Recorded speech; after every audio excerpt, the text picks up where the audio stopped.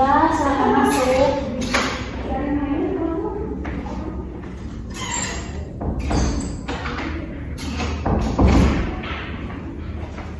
Selamat pagi Ibu, silakan dulu. Baik Ibu, perkenalkan saya Perawat Suci. Di sini saya sebagai perawat yang akan melakukan konseling kepada Ibu ya. Baik Ibu, untuk waktunya kurang lebih 5 menit ya. Sebelum ini dengan Ibu siapa? Saya dengan istri. Baik, dan umur Ibu berapa ya Bu? Umur saya 25 tahun. Oh baik, alamatnya di mana Ibu? Alamatnya di lingkungan Balo, RT 2, RW 3, Kecamatan Pakarman, Kota Banjar. Baik. Nanti Ibu bisa menyampaikan ya Bu secara jujur apa yang saya tanyakan kepada Ibu, dan saya akan menjaga privasi Ibu juga. Baik, bisa kita mulai. Sebelumnya, apakah Ibu bisa menceritakan terlebih dahulu keluhan apa saja yang Ibu rasakan saat ini? Jadi begini, akhir-akhir ini saya mengalami keluhan yang mana sudah saya alami sekitar 1 minggu yang lalu, dan ini muncul secara terus-menerus, perlahan-lahan, dan warnanya ini keputihan, kemudian bergumpal seperti susu basi, juga berbau. Oh, sedikit berbau. Boleh saya tahu Ibu seperti apa Bu? Baunya ini agak sedikit menyengat. Oh iya. Kalau boleh saya tahu apa pekerjaan Ibu saat ini?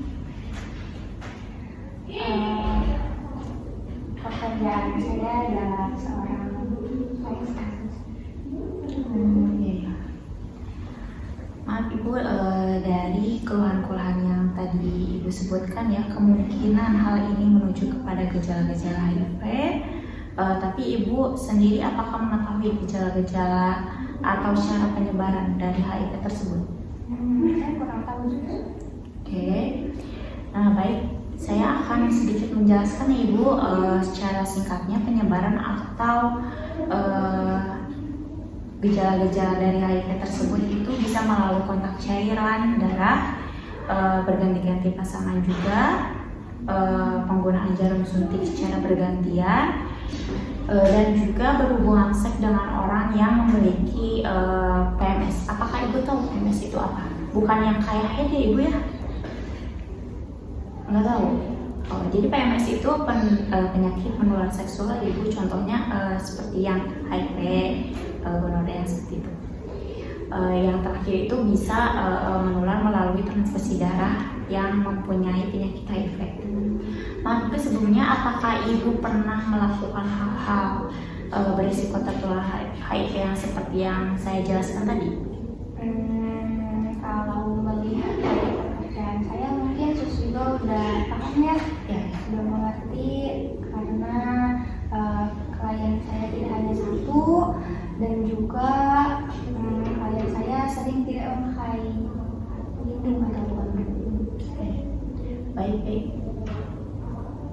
Oh begitu ya Bu. Nah Ibu, saya sarankan untuk melakukan tes HIV.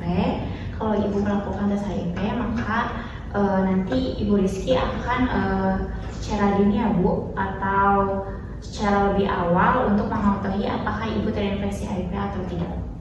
Nanti prosedur HIV-nya, Ibu datang ke sini, kemudian nanti diantar ke laboratorium untuk diambil darahnya, kemudian 1 minggu kemudian Ibu bisa dilihat atau diketahui hasilnya Bu. Nah, jika nanti hasilnya itu positif, maka Ibu Rizky terinfeksi HIV. Sehingga Ibu Rizky bisa menyesuaikan dengan status HIV-nya. Ibu tidak boleh berganti-ganti pasangan lagi ya Bu, karena itu untuk mencegah penularan HIV. Ibu harus meminimalkan perilaku yang berisiko tadi. Kemudian jika nanti hasilnya negatif, Ibu belum tentu negatif ya Bu, atau tidak terinfeksi HIV. Mungkin sebenarnya virus itu sudah ada di dalam tubuh Ibu, namun belum tanda gejalanya belum muncul ya. sehingga ketika di tesnya tidak diketahui hasilnya. Bagaimana Ibu Rizky? Apakah Ibu Rizky bersedia untuk dilakukan pemeriksaan tes HIV? Baik, terus kalau itu saya bersedia untuk dilakukan pemeriksaan tersebut.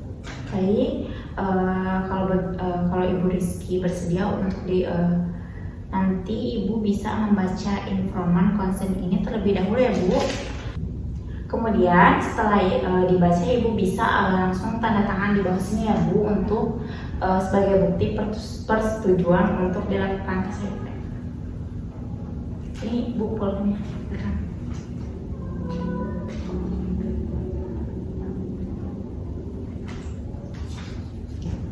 Baik Ibu, terima kasih.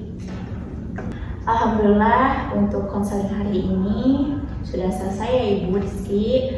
Dari hasil ini tadi bagaimana perasaan Ibu sekarang? Tapi setidaknya saya sudah bercerita kepada Ibu, dan alhamdulillah sudah menemukan solusinya.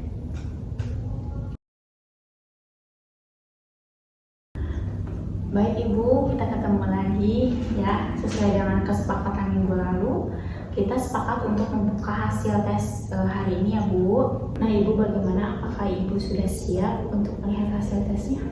Insya Allah saya siap.